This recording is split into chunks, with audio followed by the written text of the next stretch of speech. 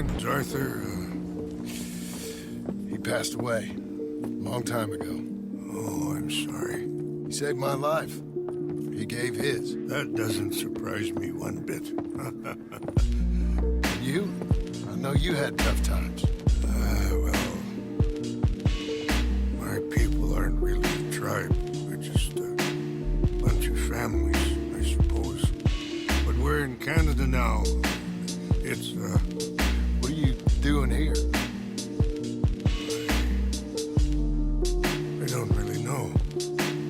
My son, I suppose.